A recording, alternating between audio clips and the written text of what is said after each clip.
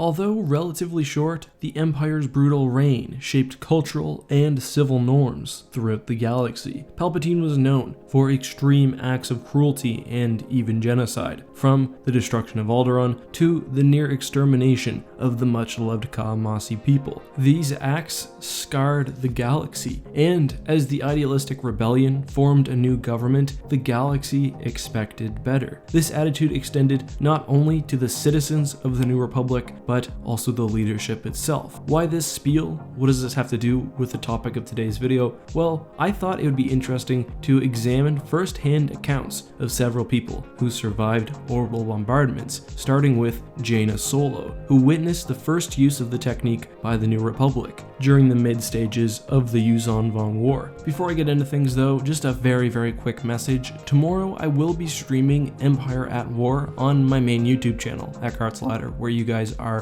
right now. We will be playing the Awakening of the Rebellion mod, and instead of posting a video for my Sunday series, we'll just be doing the live stream. So if that interests you, make sure to watch and put notifications on so you guys are reminded when I start. No specific time yet, but if you follow me on Twitter, I'll tweet before we get going. Anyway, back to orbital bombardments. At the Battle of Borlias, the New Republic tricked the Vong into surrounding what they believed to be a crucial target. Then they bombed the area around it. "Zero," Iella said. "Hold positions." And it began to rain. It didn't rain water, it rained columns of destructive energy, massed fire from turbolaser batteries far overhead, brilliant needles of light that poured into the jungle all around the kill zone. The turbolaser blast tore through vegetation, through everything beneath it. Blasts hitting trees detonated them in clouds of smoke. Beams hitting ponds and creeks and stagnant waters sent up clouds of superheated steam. Beams flashed down through these clouds, but the manipulator of voids couldn't see them coming,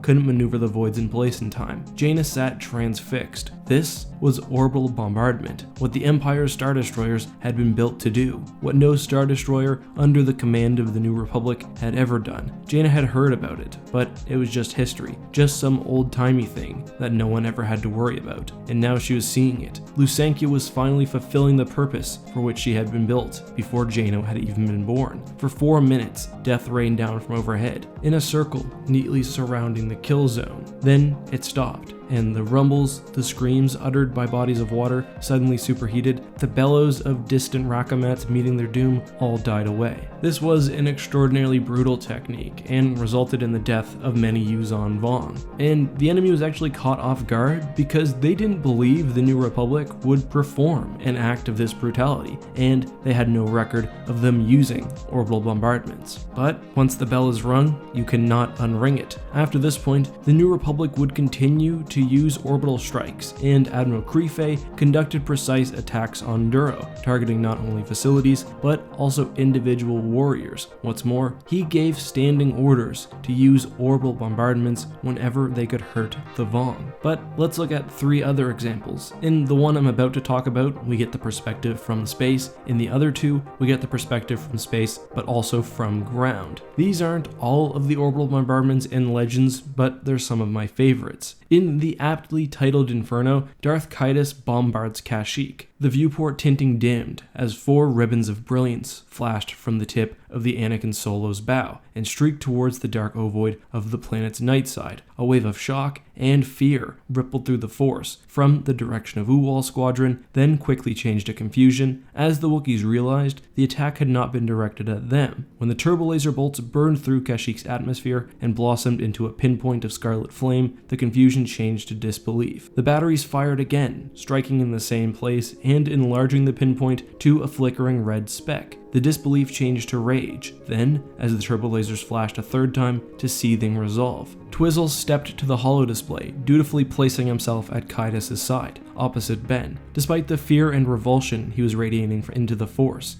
Assessment is estimating a forest fire half a kilometer square and growing, he reported. I've instructed them to change targets every time they reach a self-perpetuating threshold. Caedus' goal in this case was to attack quickly, setting a series of forest fires which would devastate Kashyyyk and remain self-sustaining. Basically, a quick attack from the Anakin Solo, his Star Destroyer, which would set on further destruction. Going back to the Thrawn campaign, we have the Grand Admiral's use of bombardment on Pantolum, where he attempted to force the Corel Vonda luxury casino submarine to surface. The bombardment is fairly brutal here, and not even at the Chimera's full power. The Chimera's turbolaser batteries fired again, and on the bridge holo display, a short red line dug briefly into the sea near the tapered black cylinder that marked the Coral Vanda's position. For an instant, the red line was sheathed in the pale green of seawater, suddenly flashed into superheated steam, and then the pale green spread outward in all directions, and the Coral Vanda rocked visibly as the shockwave passed through it. "They're stubborn, I'll give them that," Pelion commented. On board, we get the perspective of Han and Lando. They were halfway deep to the archway when they heard it, a short,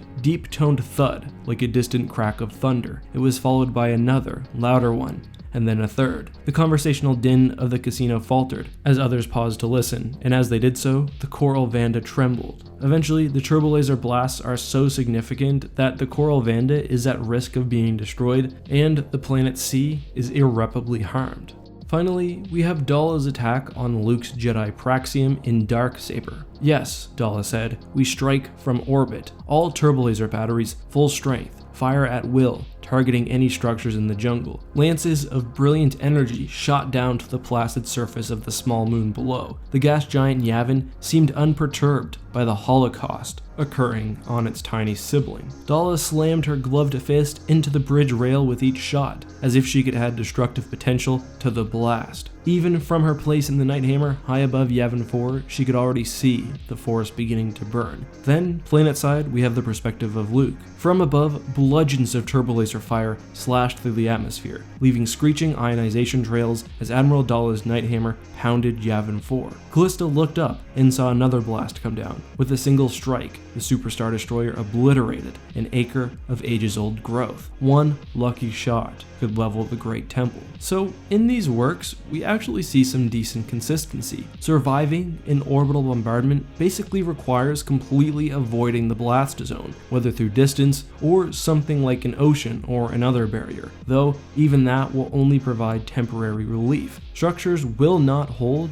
and are not sufficient to survive blasts. You need to have some distance between the firing zone, preferably at least a few kilometers. We also see the secondary effects of an attack like this. Environmental destruction, whether from burning, melting, or slagging. Starting fires can actually be a smart strategy if full-scale bombardment is not possible. Perhaps the best strategy to survive is to go somewhere where the enemy cannot see you, a large forest or densely populated city, for example. However, we also know that if the enemy does have total space superiority, and of course time and energy, surviving may be impossible. The Republic based Delta Zero a planet so significantly during the war that the planet's integrity and crust was compromised. Similarly, the bombings of Taris and Ka-Mas resulted in overwhelming casualties. Regardless, being on planet during a bombardment is terrifying, especially if no backup is coming. Anyway guys, that is all I have for you today. What do you think of orbital bombardments in Star Wars Legends? Do you think the portrayals are relatively realistic? Which one of the scenarios that I mentioned today is your favorite? And of course, are there any topics that you'd like to see me cover in the future? All of that please down in the comments. If you haven't already, also make sure to like the video, subscribe, and turn notifications on. Some of you don't know, but I upload almost every day, and I know based on my analytics that a lot of you guys missed the vast majority of my videos this month. So if you want to be notified for everything, hit the little bell icon and it really helps me out. I'd also like to say thank you to all my supporters on Patreon and on the YouTube membership program. You guys have helped me out even where views are a little bit down this month. And finally, just a reminder that I am streaming Empire at War tomorrow. It's the Awakening of the Rebellion mod. Again, I'm not sure exactly what time I'll start streaming, but you can either follow me on Twitter, join the Discord, or turn notifications on, and you'll be notified when I go live. Anyway guys, thank you so much for watching and for your support. As always, this has been Eckhart's Ladder. May the Force be with you.